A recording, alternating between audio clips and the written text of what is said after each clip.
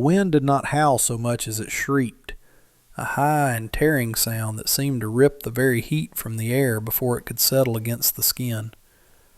Jacob sat on the back of the wagon, his body curled inward like a dying leaf, forming a protective hollow around the small, trembling shape of his daughter, Lily. The leather of his coat was frozen stiff, cracking with every shift of his weight, and the frost had long since cemented his beard into a rigid mask of ice. They had been traveling for 3 weeks since the rail line ended, moving toward a promise of work in the territories that now felt like a cruel joke whispered by ghosts. The wagon, a heavy-laden freighter meant for supplies rather than passengers, lurched violently over the frozen ruts of the trail, the iron rims of the wheels groaning against the stone-hard earth. Suddenly, the motion stopped. The cessation of movement was more terrifying than the jolting, for in this desolation, stillness was the precursor to death. Jacob looked up, squinting through the white blindness of the driving snow, and saw the driver, a man named Callahan, climbing down from the box. Callahan did not check the horses. He walked to the rear of the wagon, a heavy revolver already drawn and held loose at his side, the metal dark against the pale fury of the storm. "Get down," Callahan said. The words were flat, carried away almost instantly by the gale. Jacob stared at him, the command not fully registering through the numbness of his mind. He tightened his grip on Lily, who was buried so deep in blankets she looked like a bundle of rags. "The axle is fractured," Callahan shouted, his voice rising over the wind, though his eyes remained dead and practical. "Weight has to go. Animals are failing. I ain't losing my load for 2 strays." Jacob stood then, the stiffness in his legs making him stumble, panic flaring hot in his chest. He did not beg. The look in Callahan's eyes told him that mercy had frozen miles back.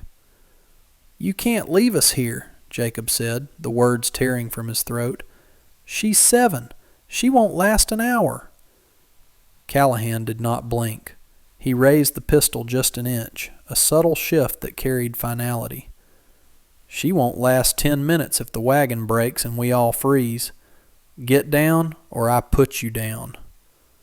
The logic was brutal, mathematical, and unyielding. Jacob looked at the vast, swirling white, then at the man, and finally at the terrified eyes of his daughter peering from the wool. He climbed down. His boots hit the snow with a dull crunch, the cold instantly biting through the soles. He reached up and took Lily, her weight negligible in his arms. Before he could turn to speak, Callahan cracked the whip. The horses, relieved of the burden, strained forward and the wagon disappeared into the white curtain, leaving them standing in a silence that felt heavier than the sky. The cold was an active predator now, no longer held at bay by the friction of the wagon's movement or the proximity of other bodies. It sought the gaps in their clothing, the exposed strip of skin at the neck, the dampness in their boots. Jacob stood for a moment, watching the track where the wagon had vanished, fighting the urge to run after it, a futile instinct that would only burn precious energy.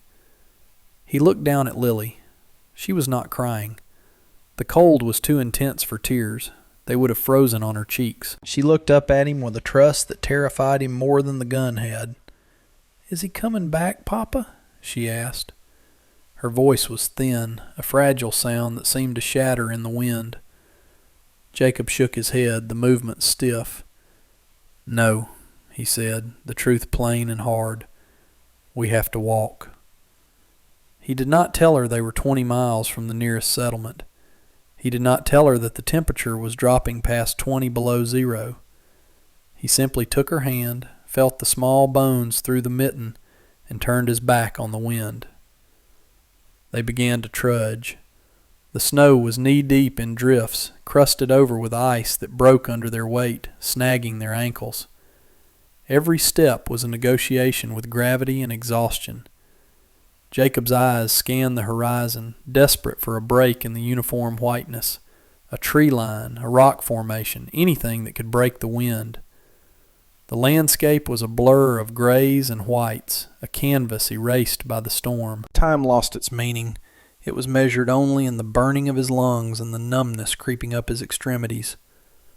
Lily began to stumble more frequently. Her steps grew heavy, her rhythm faltering. Jacob stopped and knelt, ignoring the screaming protest of his knees. He turned his back to the gale to create a momentary pocket of calm. "Climb up," he said. He hoisted her onto his back, her arms locking around his neck. The added weight drove his boots deeper into the snow, but the warmth of her chest against his spine was a small, vital fire. He walked until his vision began to tunnel, dark spots dancing at the edges of the white. He was beginning to accept that this was the end, that they would simply stop and become part of the geography, when he saw it. A shape, rectangular and unnatural, looming in the gray distance. It was too straight to be a rock, too large to be a tree. It sat off the trail, half buried in a drift, a ghost of industry abandoned in the wild. A railcar. A boxcar, detached and forgotten, perhaps from a derailment years ago, left to rot while the track was pulled up or redirected. It was a dark scar on the snow, rusting and desolate, but to Jacob it looked like a cathedral. He moved toward it with a surge of adrenaline that scraped the bottom of his reserves. The snow around the car was piled high, wind sculpted into ramparts that nearly reached the roof.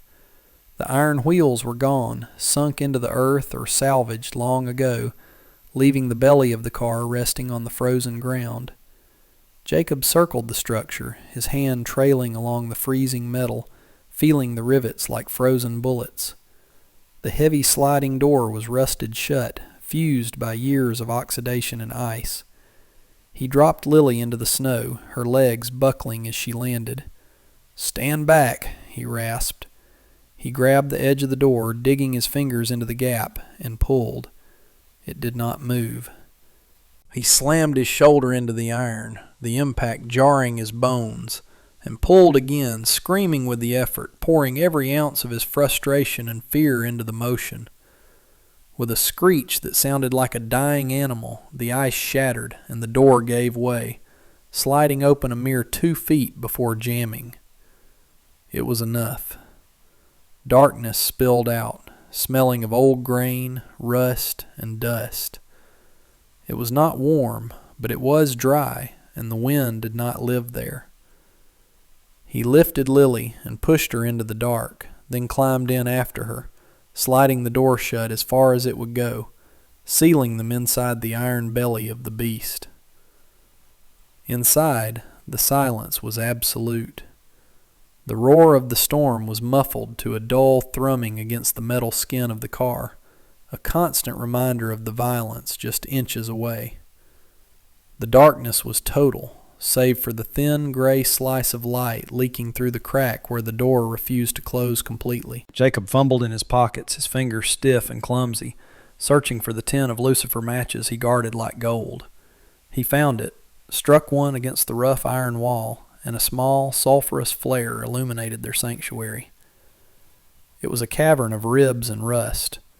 The floor was rotted wood, littered with the debris of birds and rodents that had sought shelter there before them. In the corner, a pile of old sacking lay frozen and stiff. The air was stagnant, colder than the outside in some ways because it was still, a deep, penetrating chill that settled into the marrow.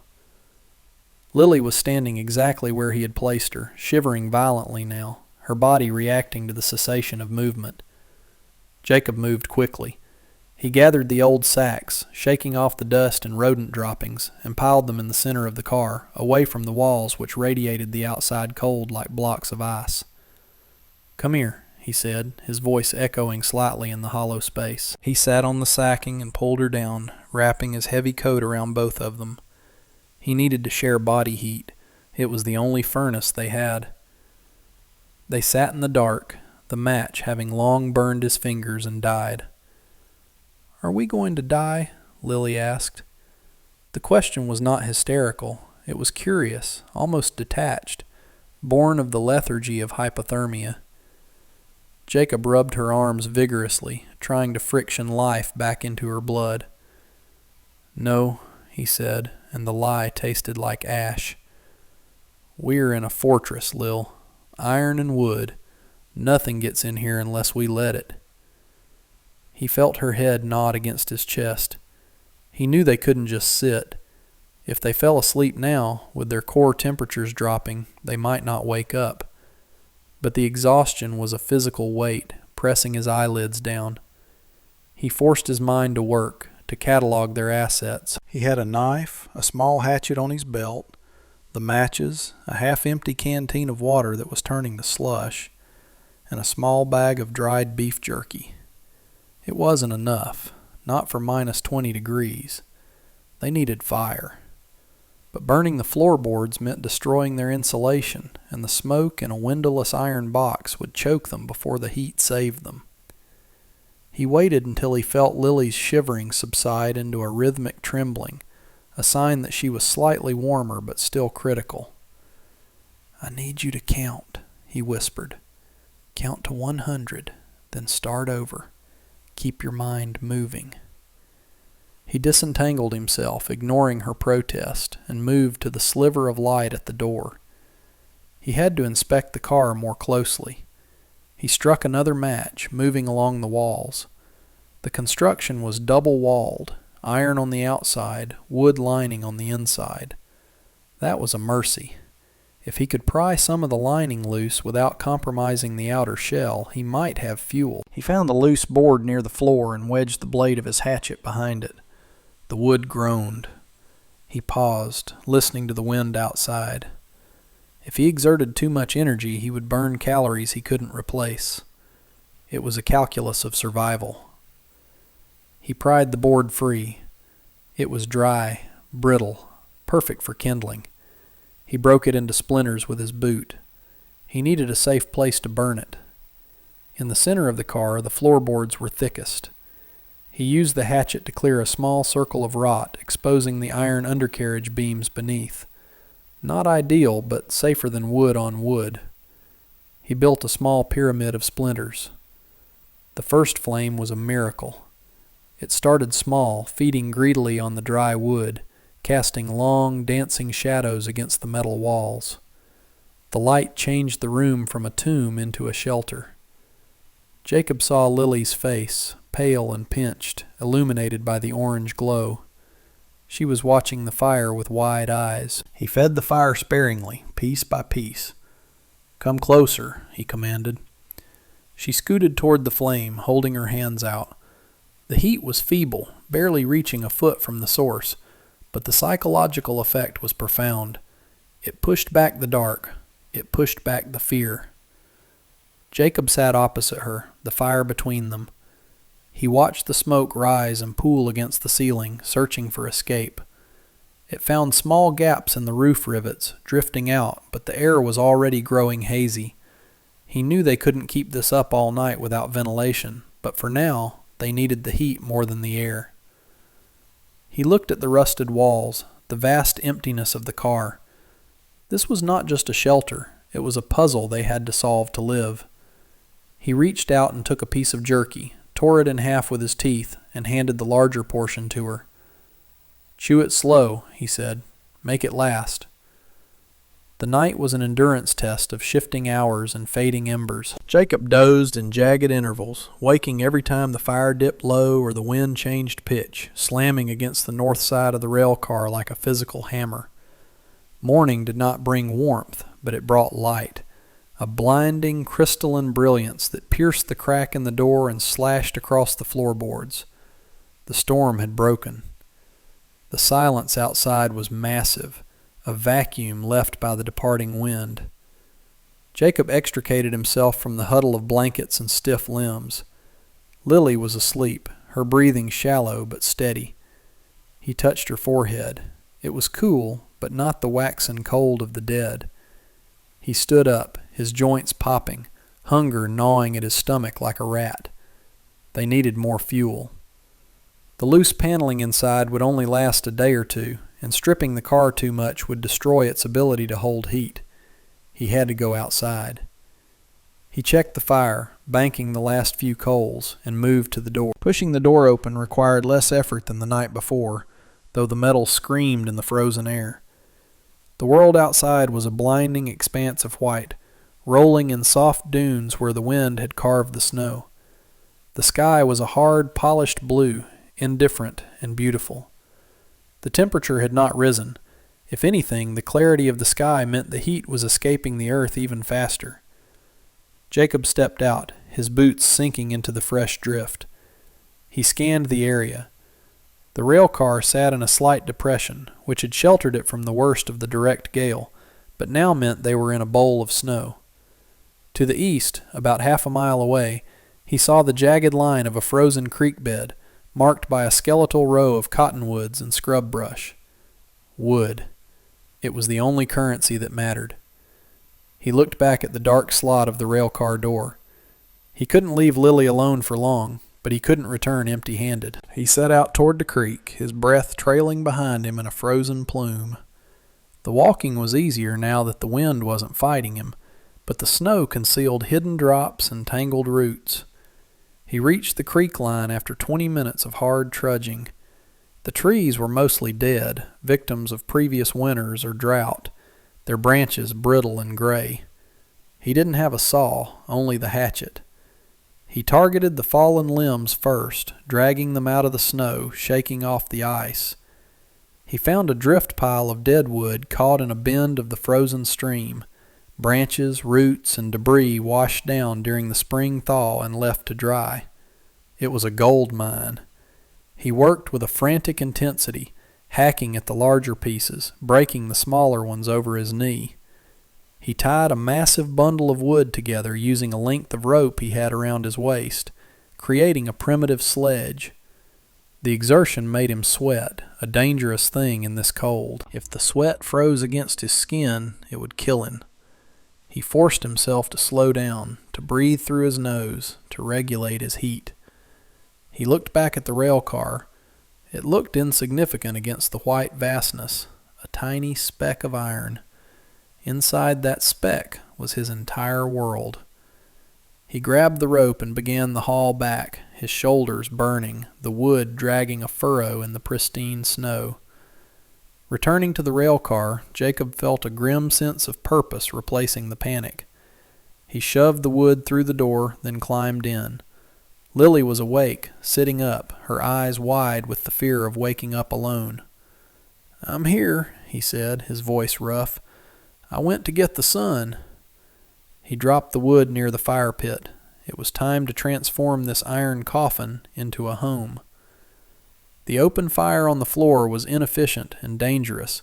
It consumed oxygen too fast and lost heat to the high ceiling. He looked at the debris in the corner again, mostly old metal banding and a rusted sheet of tin that might have been a patch for the roof.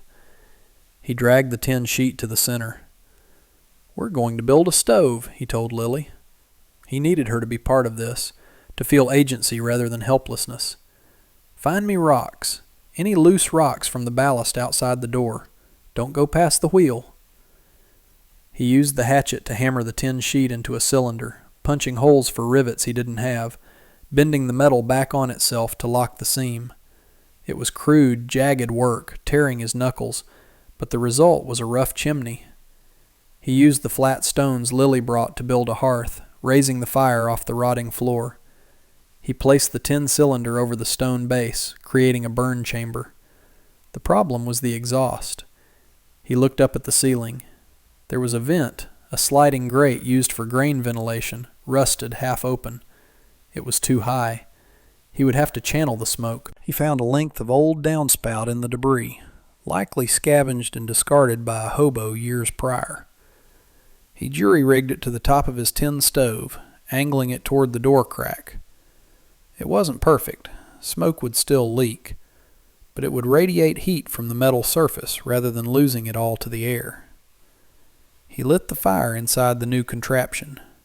The tin banged and popped as it heated, turning a dull brownish red. The draw was poor at first, smoke billowing out the bottom, stinging their eyes. But as the heat rose and Jacob adjusted the angle of the flue, a draft caught. The fire roared, a contained, angry sound. The metal of the stove began to radiate a fierce, dry heat. It was different from the open flame. This was captured energy. Jacob moved the sacking close to the stove. The temperature in the car began to rise, inching up from freezing. He saw the tension leave Lily's shoulders. She held her hands out to the ugly, jagged metal cylinder as if it were an idol. "It's warm," she whispered, a smile breaking the mask of fear on her face. Jacob sat back, wiping soot from his forehead. The wind outside was picking up again, a low moan against the iron walls. But the sound was different now. It was outside. They were inside. He looked at the walls, at the gaps where the light came through.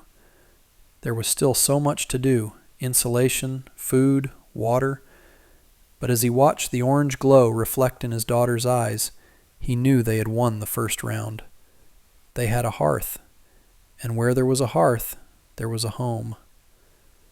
The railcar had become a lung, breathing in the freezing draft and exhaling the thin, acrid smoke of the stove, but it was still losing the war against the ambient temperature. Jacob knew that the iron walls, while windproof, were essentially thermal conductors, sucking the heat from their small fire and radiating it out into the void. To survive, they had to change the physics of their shelter. He spent the better part of the morning working on the exterior, a task that required a brutal expenditure of calories. He used the flat blade of the shovel, which he had found rusted and handleless in the debris, to carve blocks of wind-hardened snow. He began to stack them against the outside of the rail car, building a second wall of ice that rose steadily toward the roof line. It was an igloo's principle applied to industrial decay. The snow would act as an insulator, trapping a layer of dead air against the metal skin. Inside, Lily worked with a concentration that belied her age. Jacob had mixed a slurry of mud from the dirt floor and melted snow, a freezing paste that numbed the fingers instantly. "Find the light," he instructed her, pointing to the hundreds of pinprick holes where rivets had popped or rust had eaten through. "Wherever you see the day coming in, put the mud." She moved along the walls, a small shadow in the gloom, daubing the mixture into the cracks. It froze almost immediately, sealing the gaps. The work was slow and silent, the only sound the scraping of the shovel outside and the hiss of the damp wood in the stove. By midday, the rail car was noticeably darker, the daylight choked off by the rising snow ramparts and the sealed cracks. But the air felt different. It was heavier, stiller. The sharp bite of the draft was gone, replaced by a damp, smoky warmth that hung close to the floor. Jacob climbed back inside, his face a mask of red raw skin, his beard an icicle. He looked at their handiwork. They had turned the iron box into a cave. He stripped off his outer coat, shaking the snow from the leather before it could melt and soak the material. "Good work," he said, seeing the mud-streaked hands of his daughter. She held them out to the stove, the dirt drying into a gray crust. "It smells like the earth," she said quietly. Jacob nodded. It did. It smelled of grave dirt and old iron, but to him it smelled like a chance. He took the last of the dried beef, rationing it carefully, cutting it into paper-thin strips. "We need more wood," he said, staring at the small pile that remained. "And we need meat. The snow wall will keep us from freezing, but hunger will make the cold feel twice as sharp." He checked the revolver at his hip. 3 rounds. It was a pitiful arsenal against the wilderness, but it was all they had. The night brought a new terror, one that did not come from the wind or the temperature, but from the living world that they had trespassed upon. The smell of their cooking, faint as it was, the boiling of pine needles for tea, the scorching of the beef, had drifted out through the makeshift chimney, acting as a beacon in the sensory deprivation of the plains. Jacob woke to the sound of scratching. It was a sharp, rhythmic rasping against the metal siding, like a nail being drawn across a chalkboard, amplified by the hollow acoustics of the car. He sat up instantly, his hand closing around the handle of the hatchet. The fire had burned down to a bed of sullen red coals, casting long, distorting shadows that danced on the walls. Lily was asleep, but she stirred, her instincts registering the change in the atmosphere. "Quiet," Jacob whispered, though she hadn't spoken. He moved to the door, pressing his ear against the cold iron. He could hear the crunch of snow, heavy and deliberate. Then came the breathing, wet, low, snuffling sounds right on the other side of the metal. Wolves. Not the solitary scavengers of the high summer, but the desperate, pack-hunting machines of the deep winter. A low growl vibrated through the wall, a sound so deep he felt it in his chest. They were testing the fortress. Jacob knew the door was their weak point. The rusted track was jammed, but if enough weight was thrown against it, the latch might shear. He backed away, positioning himself between the door and Lily. "Wake up," he said, his voice sharp. She sat up, eyes wide, the fear instantaneous. "Don't make a sound. Get behind the stove." The scratching intensified, joined by the sound of teeth gnawing on the iron rivets, a futile but terrifying noise. Suddenly, a heavy impact shook the car. One of the beasts had thrown itself against the door. The metal groaned, and a shower of rust flakes drifted down from the ceiling. Jacob cocked the revolver, the click sounding like a cannon shot in the enclosed space. He couldn't shoot through the walls. He would waste the bullet and likely miss. He had to wait. If they breached, he would have 3 shots and the hatchet. The siege lasted for hours. The pack circled the car, their paws thumping on the roof, sounding like heavy rain. They were looking for a way in, driven by the same starvation that gnawed at Jacob's belly. He stood rigid, his muscles locking up, adrenaline souring in his blood. He watched the door, watching for the slightest shift in the gap. He was the gatekeeper. He was the only thing standing between his daughter and the primal dark. Sometime before dawn, the scratching stopped. The silence returned, heavy and absolute. Jacob did not lower the gun until the sun hammered against the eastern wall. The siege of the wolves had passed, but it had trapped them in a different way. They had burned through half their wood supply, keeping the stove roaring to ward off the predators, believing that fire was as much a weapon as a comfort. Now the pile of scavenged timber was critically low. Outside, the weather had turned again. The clear sky was gone, replaced by a low, oppressive ceiling of lead-colored clouds that promised a burying snow. Jacob knew he had to go out, but the memory of the wolves was fresh. He opened the door a crack, the pistol raised. The snow around the car was trampled into a chaotic mess of paw prints, deep and wide. They had been big.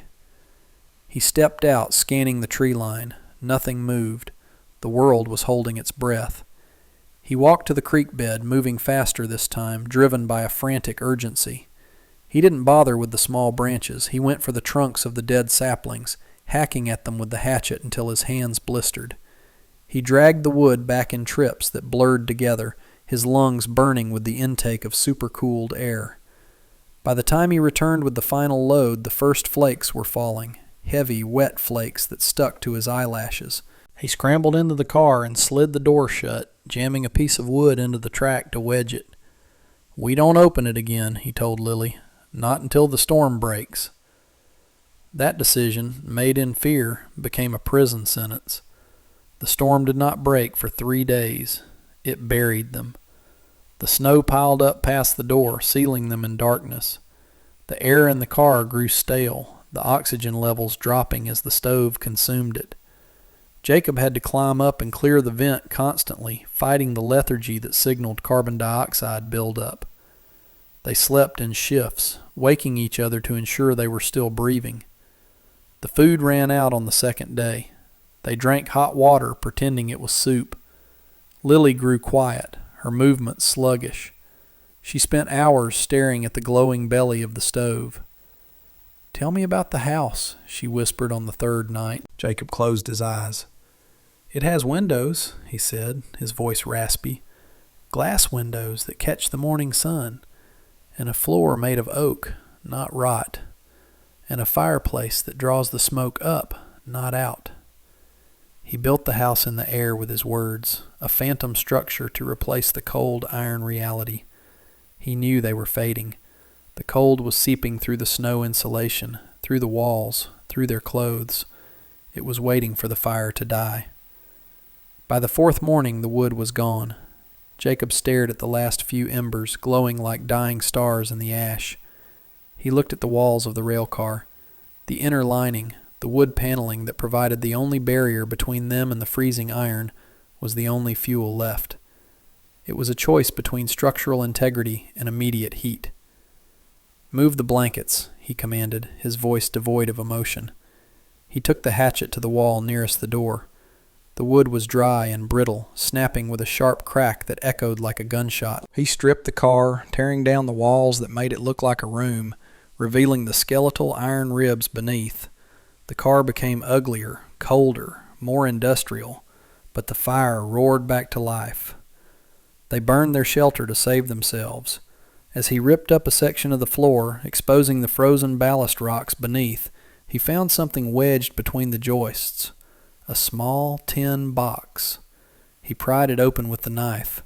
Inside were papers, bills of lading, a manifest from a decade ago, and a single preserved candle.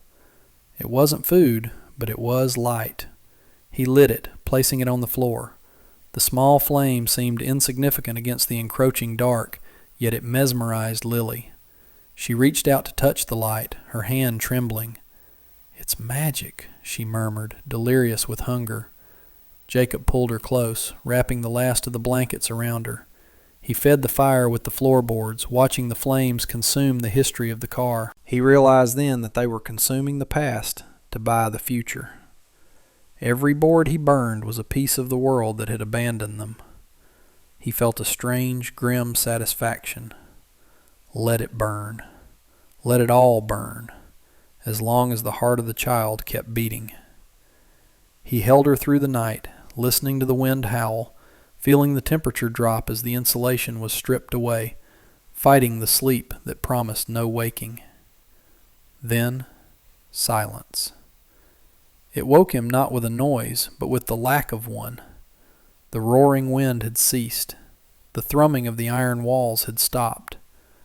Jacob opened his eyes. The candle had burned out. The stove was cold. Panic surged through him, a sharp electric shock that jump-started his frozen heart. He touched Lily. She was warm, alive.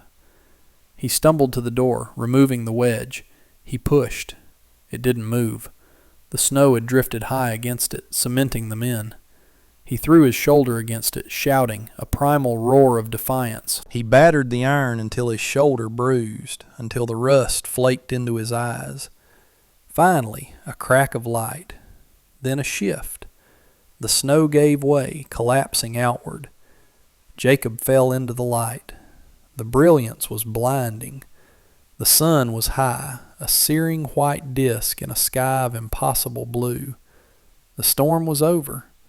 The world was buried under 4 feet of fresh powder, smooth and unbroken, sparkling like crushed diamonds. He shielded his eyes, gasping at the purity of the air. He turned back to the car. "Lily," he croaked, "come out." She crawled to the opening, blinking, her face pale and gaunt, but her eyes clear. She looked out at the transformed world. "Is it over?" she asked. Jacob scanned the horizon.